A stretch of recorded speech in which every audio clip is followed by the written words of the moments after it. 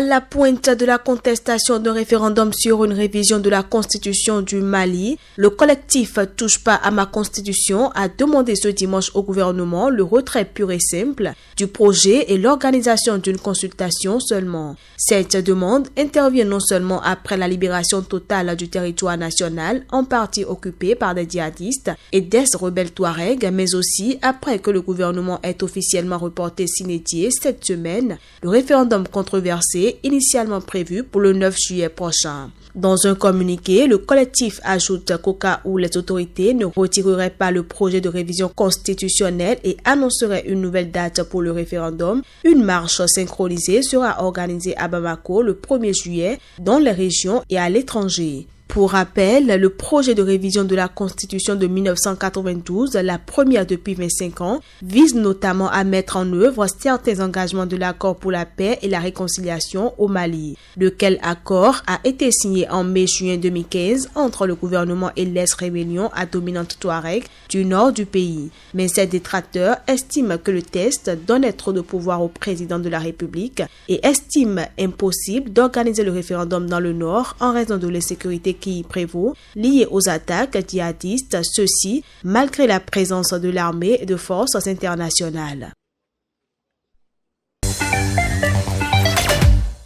La justice tchadienne a annoncé le gel des avoirs et biens au Tchad d'Abdoulaye Hissène, un chef du groupe armé centrafricain Front populaire pour la renaissance de la Centrafrique, FPRC. Les fonds et avoirs directs ou indirects d'Abdoulaye Hissène sur le territoire national ont été gelés, a indiqué le ministre tchadien de la Justice, Ahmad Mahamat Hassan, sans préciser ce que le milicien pouvait posséder au Tchad. Le gouvernement prend aussi toutes les mesures interdisant l'entrée ou le passage en transit de ce dernier sur le territoire. En effet, le 17 mai dernier, le Conseil de sécurité des Nations Unies avait inscrit Abdoulaye Hissène sur la liste des personnes visées par des sanctions onusiennes et en avril, les États-Unis avaient ajouté le chef de milice à leur liste noire économique. Abdoulaye Hissène est l'un des chefs du FPRC, ancien chef de l'ex-coalition musulmane de la Séléka, ex-conseiller de l'ancien président de la République Michel Djotodia et ministre de la Jeunesse,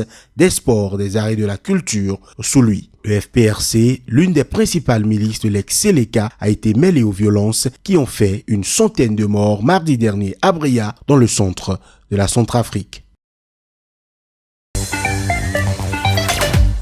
Reprise ce lundi au tribunal régional de Middelburg, en Afrique du Sud, du procès de 2 Sud-Africains blancs poursuivis pour avoir tenté d'enfermer vivant un jeune noir dans un cercueil et avoir menacé de le brûler et de jeter un serpent dans le cercueil. Les faits remontent en août 2016 où Theo Martins Jackson et Willem Otthuizen auraient agressé l'ouvrier agricole Victor Etabil Mloshwa. Les 2 hommes avaient été arrêtés en novembre à la suite de la diffusion d'une vidéo dans laquelle on voyait l'un des accusés tenter de fermer un cercueil dans lequel est allongée la victime. Et la vidéo était apparemment filmée avec un téléphone portable par l'un des 2 accusés. Dans un document remis au tribunal de Middelburg par leur avocat, les 2 accusés affirment ne pas être racistes. Selon eux, ils voulaient donner une leçon à Victor Mloshwa qui était entré sur une propriété privée. Ils l'ont également soupçonné d'avoir volé des câbles de cuivre.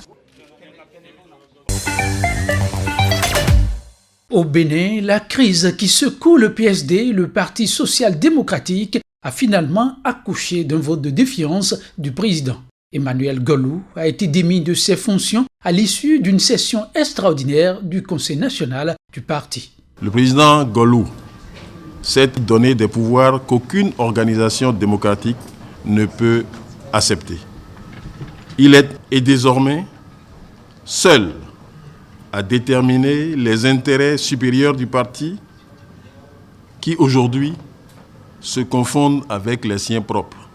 Le Conseil national a déchargé M. Emmanuel Golou de sa fonction de président du parti. Une décision qualifiée de non-avenue par d'autres militants PSD, déniant toute légitimité aux organisateurs du Conseil. Dans aucun de nos tests, il n'est prévu que 3 vice-présidents se mettent ensemble pour convoquer un Conseil national. L'article 33 de notre statut stipule clairement que le Conseil national est convoqué par le président du parti. Et donc, je vous dis, ce qu'ils ont fait, c'est nul et de nul effet. 2 ailes désormais au sein du PSD et rien ne présage d'une conciliation des positions. À moins de miracle, la justice va devoir trancher.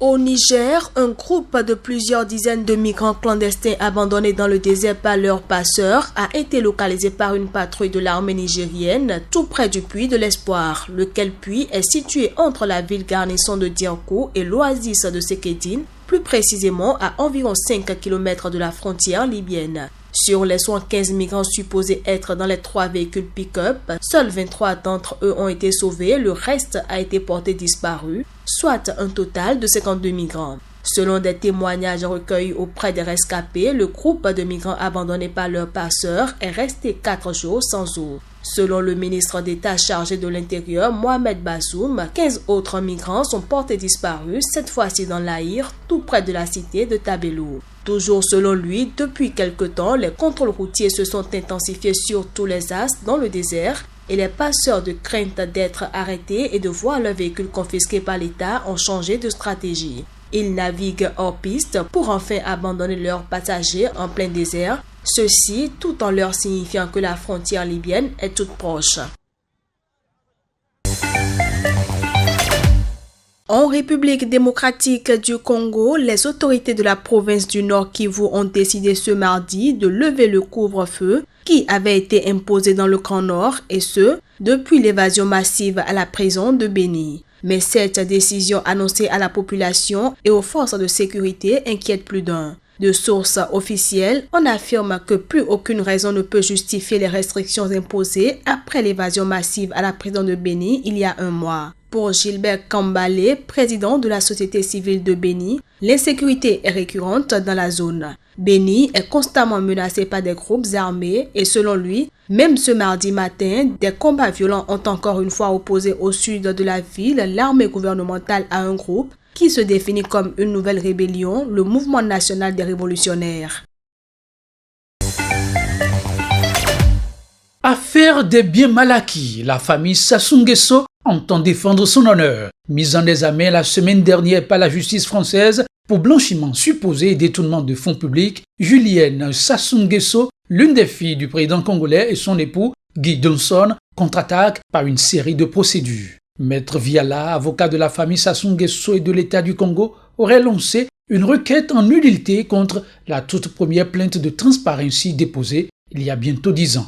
L'ONG ferait en outre l'objet d'une plainte en tentative d'escroquerie au jugement. Mais dans sa démarche, sa plainte va bien loin. Elle vise aussi l'association elle-même.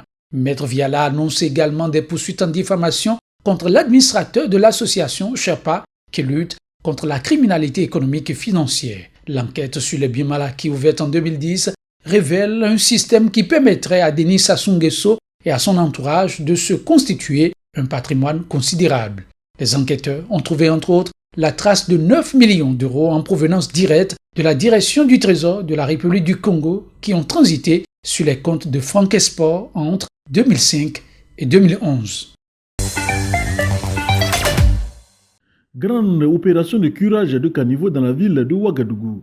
La mairie met les bouchées doubles pour débarrasser les canalisations de toutes sortes de déchets solides qui constituent des obstacles au drainage des eaux de pluie. Objectif, minimiser les risques d'inondation en cette période hivernale qui s'installe.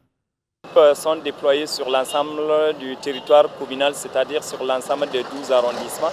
Mais chaque samedi, le maire procède au lancement dans un des 12 arrondissements de la ville de Ouagadougou. L'objectif principal vraiment de cette campagne, c'est de minimiser les risques d'inondation en période hivernale, parce que bientôt l'hivernage va définitivement s'installer. Donc il était tout à fait nécessaire que vraiment on mobilise l'ensemble de la population de la ville de Ouagadougou pour procéder au curage de ces caniveaux-là. Près de 500 000 mètres linéaires de caniveaux seront nettoyés au cours de cette campagne d'assainissement. L'occasion est également saisie par les autorités municipales pour lancer un appel à un comportement éco-citoyen afin de préserver les ouvrages de drainage d'eau très souvent transformés en lieu de dépotoir d'ordures par les riverains. À l'issue de sa mission de près d'une semaine en République démocratique du Congo, le Conseil spécial du secrétaire général de l'ONU pour la prévention du génocide, Adama Dieng, propose la voie du dialogue pour mettre fin aux atrocités, crimes, violences, destructions méchantes et autres souffrances infligées aux populations congolaises par les forces de sécurité et les groupes rebelles. Il rappelle au gouvernement sa responsabilité première de protéger la population et il condamne des incitations à la haine qui affectent certaines provinces de la République démocratique du Congo. Il appartient aujourd'hui aux autorités de ce pays de mettre en œuvre avec tous les acteurs impliqués la mise en œuvre de cet accord. Il est évident que les délais sont certes courts, mais rien n'est impossible là où il y a une volonté politique. Notons que le Conseil spécial du secrétaire général de l'ONU a échangé avec plusieurs couches sociales afin de trouver de voies et moyens pour mettre fin aux violences dans certaines régions de la République démocratique du Congo.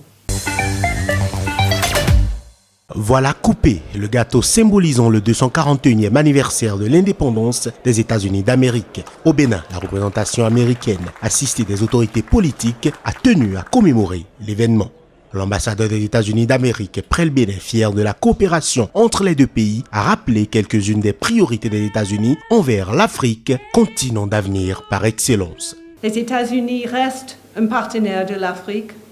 Nous continuerons à travailler en Afrique et avec Afrique pour un monde plus démocratique, plus prospère et plus sûr. Dans les pays qui souffrent de catastrophes, nous sommes présents. En tant que principal donateur d'aide humanitaire au Soudan du Sud, dans la Corne de l'Afrique et dans le bassin du lac Tchad. L'administration Trump s'engage à faire avancer les programmes de santé mondiale dans le cadre du plan d'urgence du président pour la lutte contre le sida, autrement connu sous le nom PEPFAR, et pour le financement des programmes de lutte contre le paludisme, dont le Bénin est un grand bénéficiaire. Plusieurs ministres ainsi que responsables d'institutions ont fait le déplacement pour témoigner de leur attachement aux relations entre les deux pays. Le ministre de la Justice, représentant son homologue des Affaires étrangères, fera un plaidoyer pour renforcer davantage les liens économiques entre le Bénin et les États-Unis d'Amérique. Je forme également le souhait du gouvernement béninois de voir la coopération entre nos deux États se consolider davantage et se diversifier à travers la réalisation des projets soumis à la partie américaine lors de la revue de la coopération bénino-américaine tenue à Cotonou les 13 et 14 avril 2017, dont je salue l'esprit constructif. Un buffet a été offert aux invités pour rappeler, au-delà du caractère solennel de cet anniversaire, le côté festif.